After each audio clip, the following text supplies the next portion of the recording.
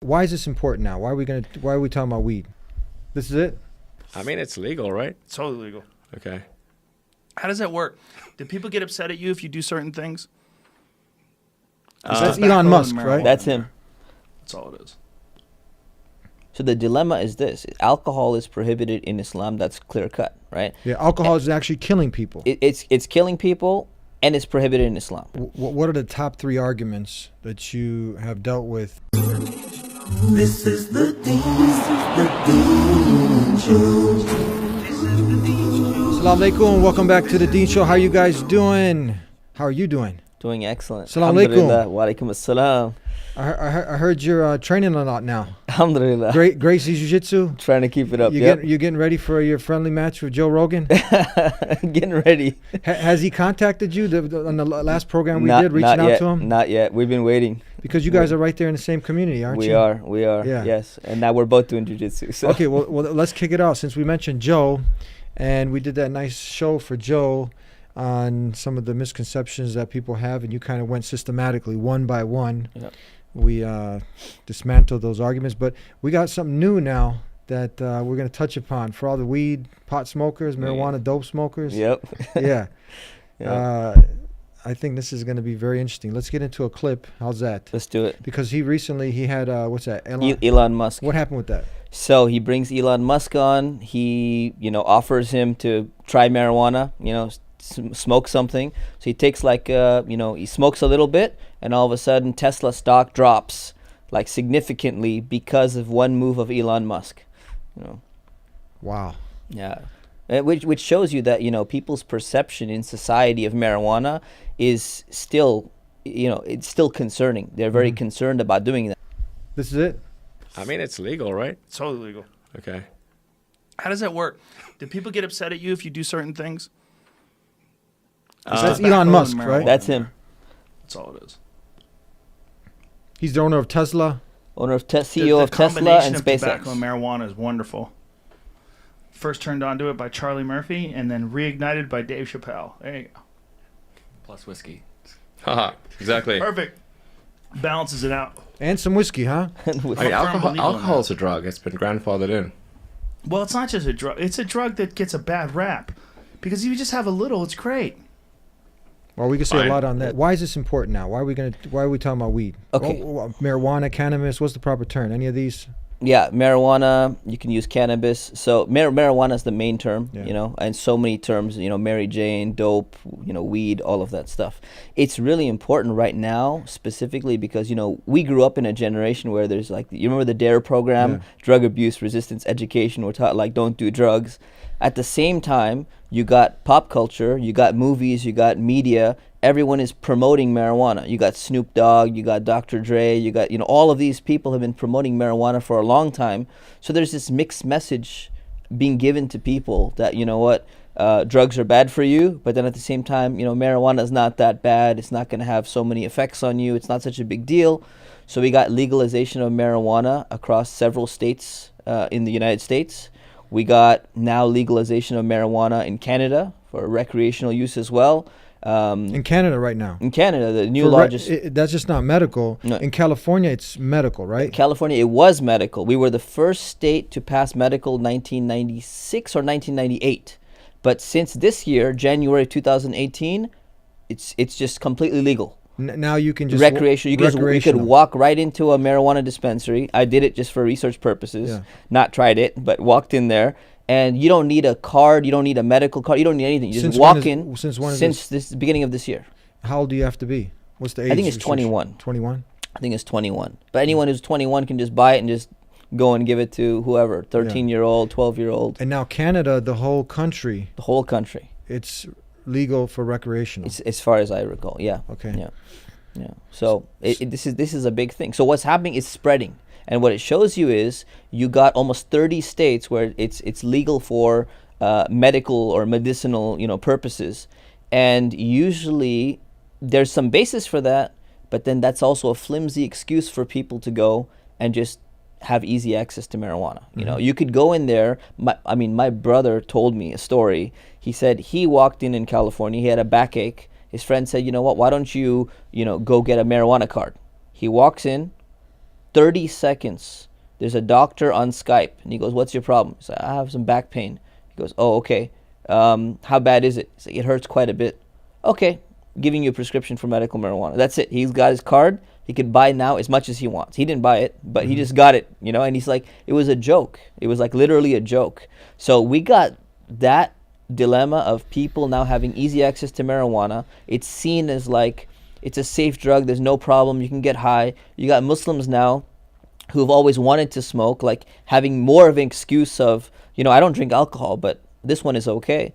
But then on the flip side, you actually have, medical advantages to the cannabis plant, and it's very hard to differentiate between these two. People are confused about, well, where do you draw the line? Where is it, there for your medical benefit? Because there are benefits in the cannabis plant. So that's where we have a problem now.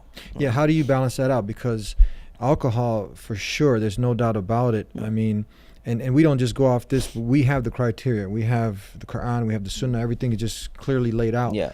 But now when you look at, for instance, the World Health Organization, they estimate that every 10 seconds, or is it 1 in every 10 people? No, 1 every 10 seconds, someone is dying from alcohol, right? Yep. And every 10 seconds, someone is dying from alcohol. But you don't have those same kind of negative effects with marijuana. Yeah, exactly. And then you also have some medicinal value there. Exactly. So see, that's the dilemma. So Yeah.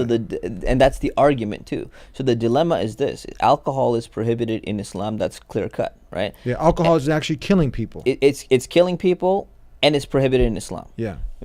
Getting high for recreational purposes on marijuana or any other drug is also prohibited in Islam. That's for the clear. same reason. There is no doubt about that. There's no arguing this. There is no argument. It's recreational use any of drug. marijuana, any drug that's going to be altering your mind, it's a psychoactive drug, it's prohibited in Islam. Wisdom now.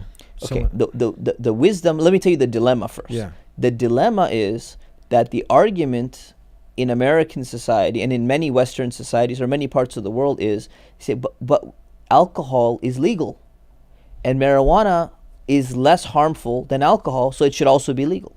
So what Muslims start doing is they make the same argument. They're like, well, marijuana is a lot less harmful than alcohol, so they buy into the same thing. They say, okay, well, that should be halal, whereas we believe that alcohol should be haram. That part is clear. So there's confusion there, right? And the confusion is easily resolved for Muslims in differentiating between the two. So you got alcohol may be more harmful than marijuana, but they both alter your state of mind, right? So in Islam, alcohol is not only prohibited because you're gonna potentially go home and beat up your family, or because you're gonna get a DUI, right? That's not the reason why it's prohibited. That's one of the wisdoms, but the underlying reason why it's prohibited is because you're taking your mind, your free will that Allah has given you, and you're basically altering it so that you cannot make the same type of rational decisions when you're in a state of being high.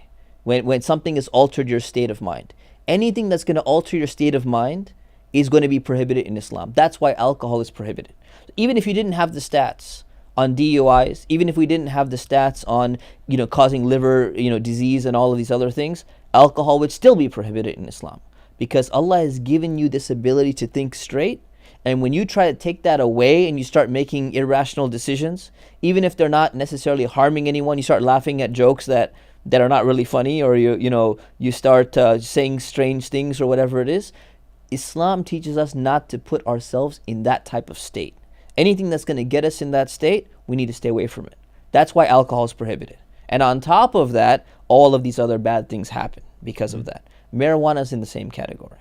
Right. What are the top 3 arguments that you have dealt with regarding Muslims or whoever, and they want to use it as a recreational drug? Yes. Top 3 arguments. Argument number 1 is, this is not the most common, but the first one that comes to mind is that, there's verses in the Qur'an where Allah says that, He created all plants, and this is all natural. So because it's natural, Allah created, it's built in nature, all of these plants are there, why can't we consume it? It seems like it's perfectly fine. The problem with that argument is, you could poisonous mushrooms, are in nature as well. You're not going to consume them. You're not going to eat things which are harmful for you. So that's a problematic argument, right? The second argument is that it's much safer than alcohol. So it doesn't cause the same level of harm as alcohol. And that's kind of what I was explaining, is that Islam did not prohibit alcohol only because of the massive harms that it has for society, but it prohibited altering your state of mind because you're not going to make straight thinking decisions, right? And the third argument is that, when you say intoxication, anything that intoxicates you, right, then they say, oh, well, caffeine should be prohibited, right, because it intoxicates you. Nicotine should be prohibited. They say, eating a lot of chocolate should be prohibited because it alters your state of mind.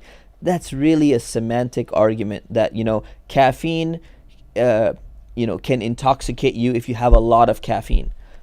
When we say intoxication, anything that causes intoxication is prohibited in Islam, unless there's some like absolute necessity for it. That's a play on words. It's a trick of words, because intoxication has many different meanings. Intoxication in Islam basically means anything that is going to alter your state of mind such that you can't think straight the way you would when you're not on that substance. You can't, you can't speak straight the way you would normally do compared to when you're on that substance. So that's the problem. So I've heard that argument a lot. They're like, well, if you're going to say that, marijuana is prohibited, then caffeine should be prohibited, and then other things should be prohibited. Or they talk about, it's not addictive like alcohol, or it's not addictive like other drugs. So then the assumption is that the reason why it's prohibited in Islam is because other drugs are addictive and this one is not addictive. But that's not the reasoning. That's not the underlying reasoning. So we need to differentiate between the effects on society, which are there, there's no doubt. I would argue that I agree, and Muslim scholars would agree that in many cases marijuana is safer than alcohol, but that doesn't mean that it's okay to do, right, from an Islamic perspective, right? So that's a challenge that society has to deal with. And there's a famous Imam Qarafi. He lived about 800 years ago in Egypt. He made the same argument. He was actually arguing that hashish is potentially safer than alcohol. He's saying both are prohibited in Islam, but he was making the argument that hashish, if someone takes hashish is from the cannabis plant as well. It's from the resin of the plant, whereas marijuana is from the flowers of the plant. So it's very similar. It gets you intoxicated the same way, it gets you a little bit high and all that.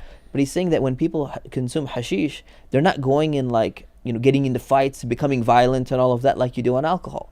So this is not some new argument. Muslim scholars have been tackling this for a very long time, but that's where there's a confusion in the mind of people that they can't differentiate between, massive harm to society versus you on an individual level should not alter your state of mind because it's not a good thing to do. It's not good for you, and that's what our Creator has taught us. Right? So this is what you specialize in. This is you're also from the California Islamic University. Yes. So you're also an imam.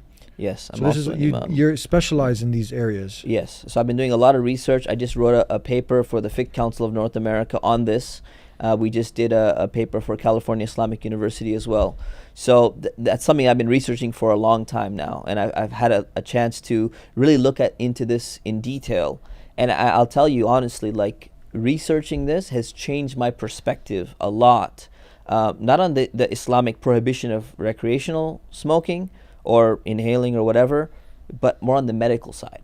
So my research has actually concluded that there's a lot of medical benefits in cannabis, and this is something that Muslim scholars have been saying for over 1,000 years. They've been saying that. I mean, Muslim scholars have been saying that there are medical, absolutely, not recreational.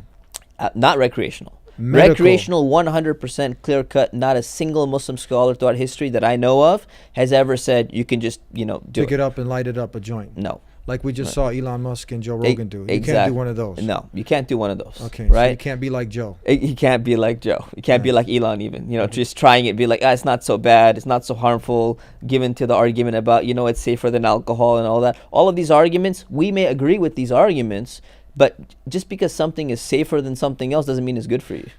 So can you say that one of the wisdoms that the creator had created this plant is it's there because you wonder, like, then why did he create it? Why is it there? Can this be for one of those for that healing component in the plant? Absolutely. Yeah. Why not? Because it makes sense. There's so many plants out there where if you use them in the correct proportion, they're a healing for you. They can be used as a medicine. And there's a hadith of the Prophet, peace be upon him, where someone came and said, Prophet, should we use medicine? And he goes, yes, use medicine, because there's not any illness that Allah has created except that He's created a cure for it. Meaning you just got to go find it. Yeah. Except death. So can you make it another example? Let's say the pig. Now, if you had a farm, and I'll connect it to this, where that pig is like a human garbage disposal. It just eats everything. Right. Would you be able to say, hey, Allah created it, as a garbage disposal, and I can use it on my farm to eat up all the garbage? Got it. Right? Yeah. But not to eat it. Not to eat it. Yeah, not to eat it, but maybe it serves another purpose. Serves another purpose. Same here with this plant. Exactly. Because I've also experiencing family members who've had the cancer, and you just start to look at, because traditional medicine or the traditional drugs, they many of them come at a huge cost. They don't actually heal.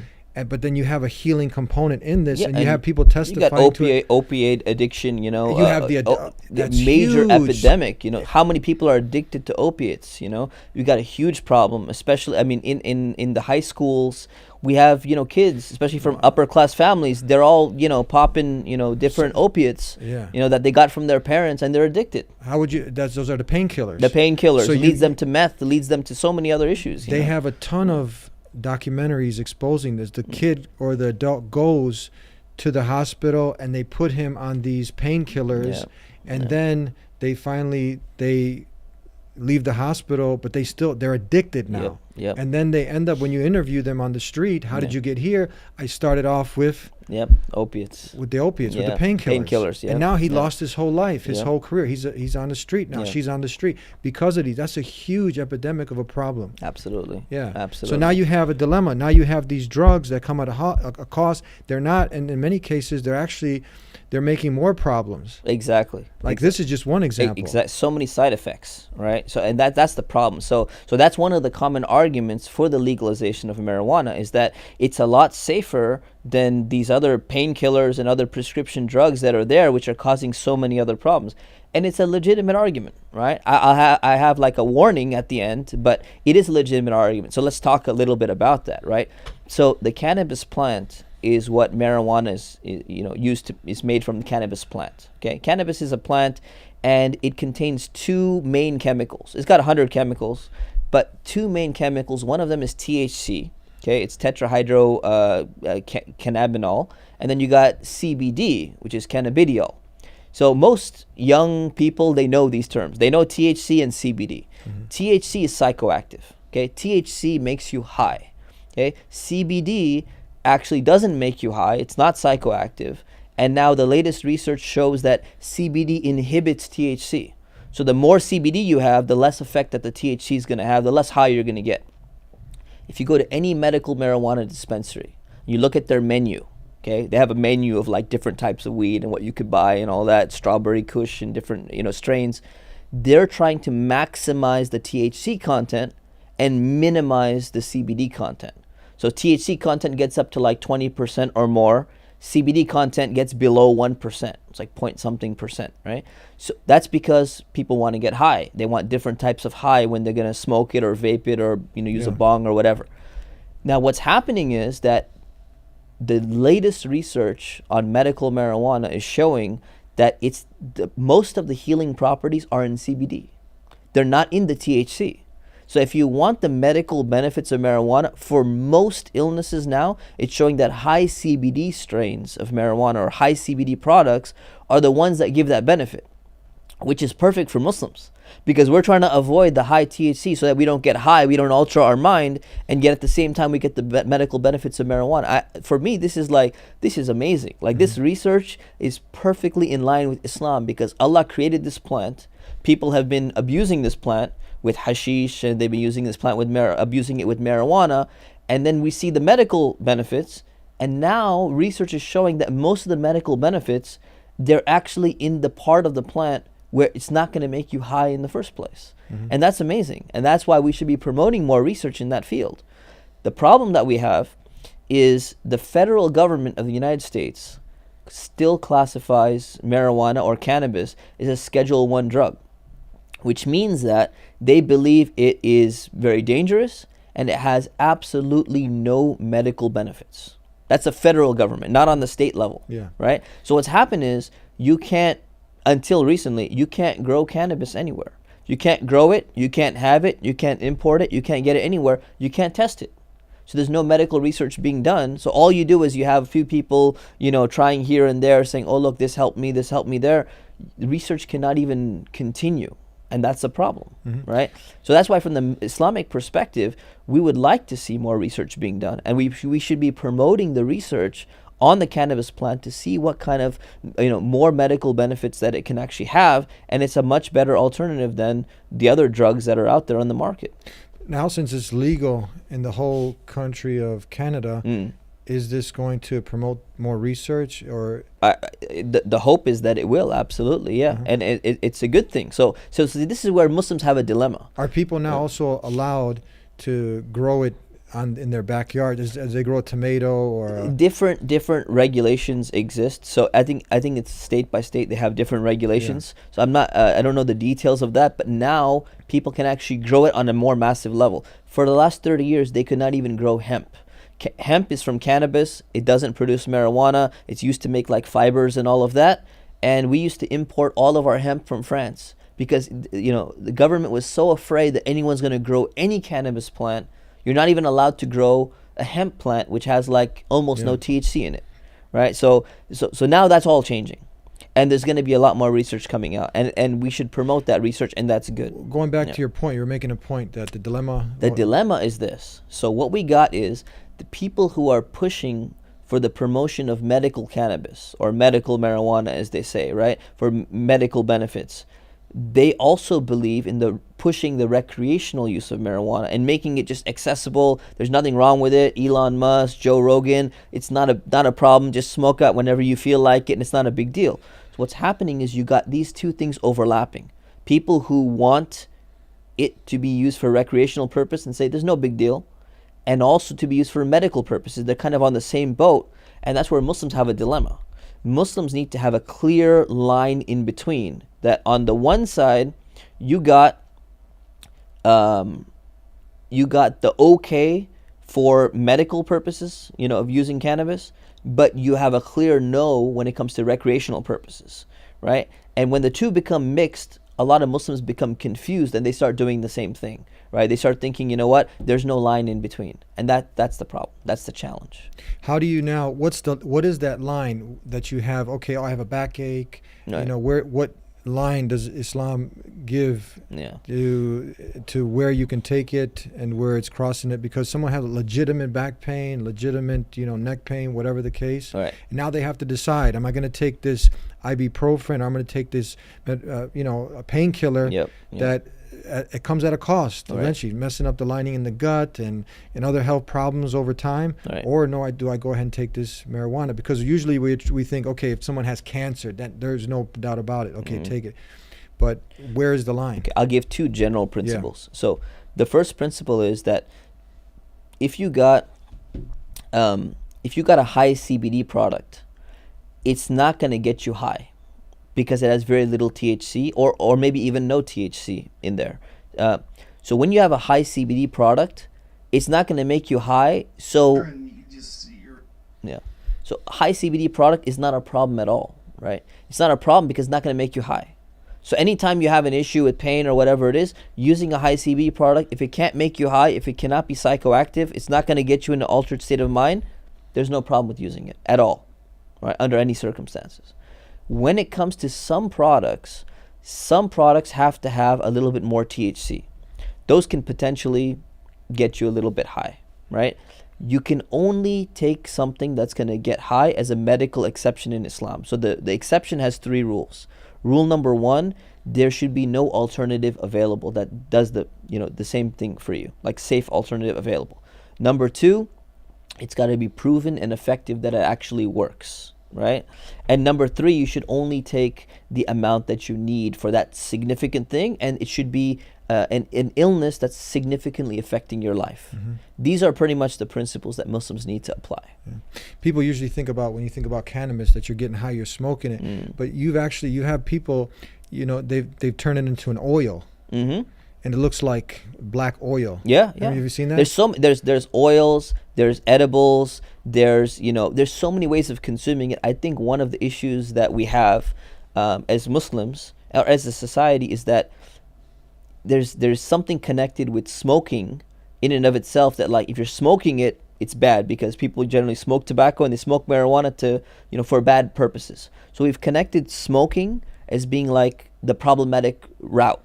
It's not necessarily problematic. There's some lung issues and all that, but if you vape it, if you consume it through an edible, if you take it as an oil, there's so many different ways. You could apply it as a topical. There's creams you could put. If you have jaw pain or something, you could put it on your jaw, certain illnesses and all that. So there's different ways to actually get it into your system. As long as it's a safe route of getting it in, whether it's with the oil that you were mentioning and all Cannabis oil. Cannabis oil, CBD oil is very popular. And there's two types of CBD oil. There's the hemp oil, which has almost no THC. And then there's CBD oil with a level of THC, but like a ratio could be like 20-1 or 40-1 CBD versus THC content, right? That stuff, as long as you don't take like an excessive amount, it's not going to make you high.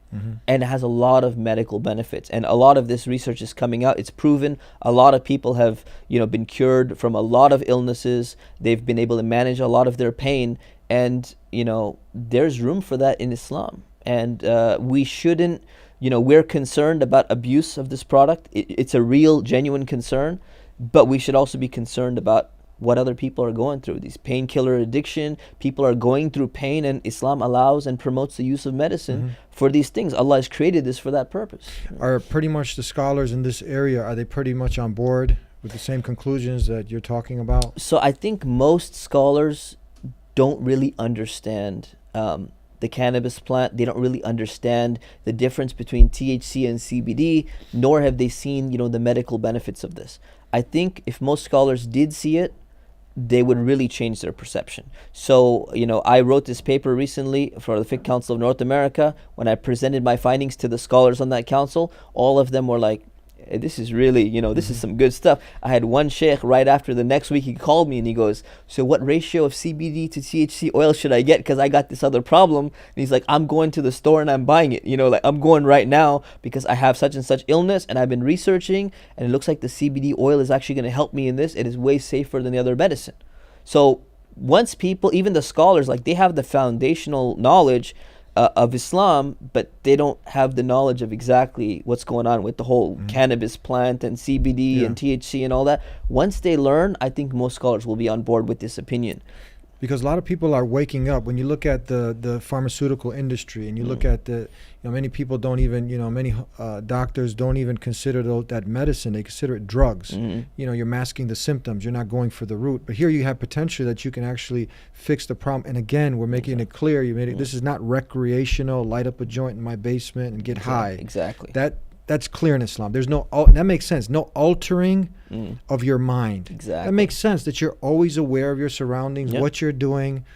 That's the major point here. But we're talking about making it clear this is for sickness, for medical use. Exactly. Yeah. Legitimate medical use. Yeah.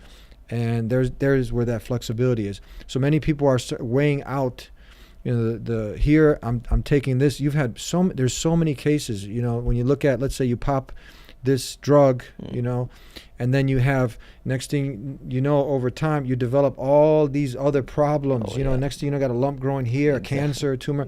And this is just smart people are waking up, so they're looking for more of a natural means. Exactly. And this is a door that now of discussion that's worth taking. What do you? Absolutely, I think it's definitely worth. Where do you recommend for someone to get? Because we just kind of touched upon it. Where do you suggest someone? What road? Because you don't just go to your normal medical doctor. He doesn't know much about it. Yeah, if you're living in the States or right. It's starting to change. I mean, from California, so it's starting to change in California now. There's some regulations that are changing, so people are going to start prescribing it and recommending it more. There are actually some drugs that they produced from CBD and THC mixtures that are now approved by the FDA.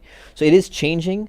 I would recommend, unfortunately, there's not that many, great resources that I can, refer you to. But if you just do your research primarily on high CBD strains and just look at the medical benefits of CBD or high CBD strains of cannabis that are consumed in different ways and what type of illnesses it can help for. You can find a lot of that. You got to be a little bit careful when you're treating yourself, because sometimes people don't really know exactly how much they're taking. There's not a regulation on exactly how much you should take and all that. Consult your medical professional who is well versed and has done their own research on cannabis, and then you can consider some of these alternatives. A couple more points I want to mention before we conclude. If you notice, Elon Musk, he's a very successful entrepreneur. Yeah. He gets around Joe Rogan, and just the importance of being around good company and good friends.